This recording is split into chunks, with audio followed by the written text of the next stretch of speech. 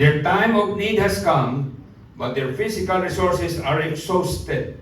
Everyone who violates the laws of health must sometimes be a sufferer to a greater or less degree. God has provided us with constitutional force there, which will be needed at different periods of lives. If we recklessly exhaust this force by continual overtaxation, we shall sometimes be losers.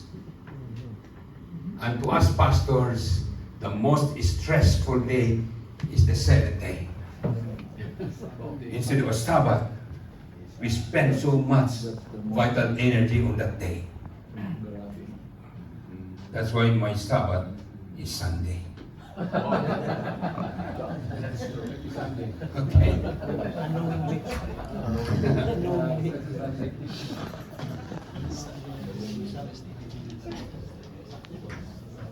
Now, what is the starting point? As we minister first to ourselves and then to our church members, we start where? Okay? Be careful what you think. So I would start from there. Why? Because your thoughts run your life. In Tagalog,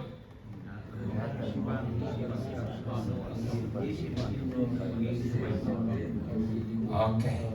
So where does wellness or illness start? There, from what we are thinking of. Yeah. I was then in my second year internship. No, I was already done with my internship rather, because 6 months after my internship I got ordained at the young age of 25.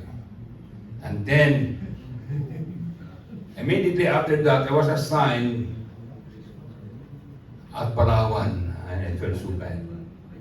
Imagine, they allowed me to finish my MA and then ordained, and then they exiled me here in Palawan. Come on.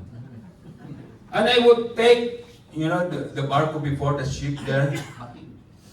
I would sleep in a cat, tijeras, and then the goats are there besides, and then the pigs.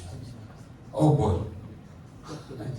And then the president and the department, the secretaries would take airplane from Manila down to Puerto Princesa. And then these people would expect me to reach my baptismal goal. I said, I tell you, these people. Okay. And I felt so bad. Yeah. And so I wrote a letter that particular one night addressed to the president. And I poured out all the bitterness. Yeah. I think I wrote about 10 pages there.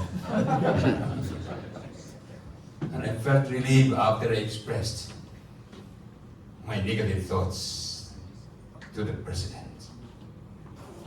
And I mailed that letter right into the stove. Not the pastoral office. Suffice that I was able to express. Yeah. And I felt relief. Catharsis.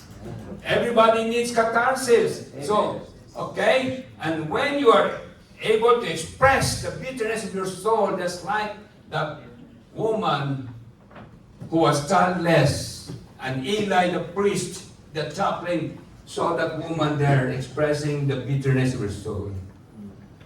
Yes, let's express that. But to the Lord. Write that down. And that's what I've done. Addressed to the president, but I didn't send it to him. And after that, somehow, I analyzed myself. Okay, wait a minute, Pabella. Okay, you are the one making your life miserable. Come on. So, that's how I took care of my mental health. Okay.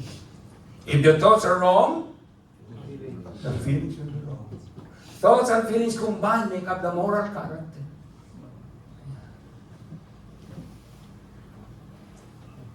What kind of thoughts then? That would make me healthy, well, balanced.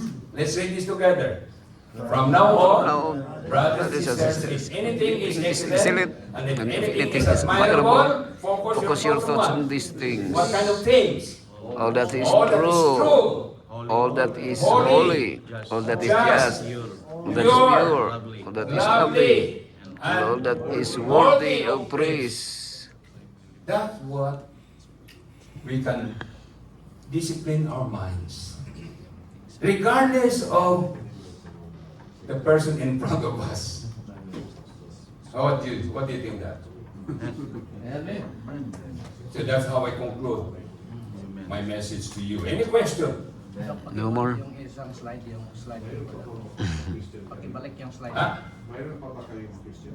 Ay, malay ko kung may mga negative thoughts dito.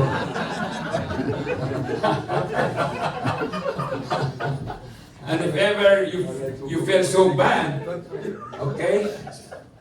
You know, because of my sinful human nature, one of my issues really is anger. Then I would say myself, hey, Pabella, you are the one making yourself angry.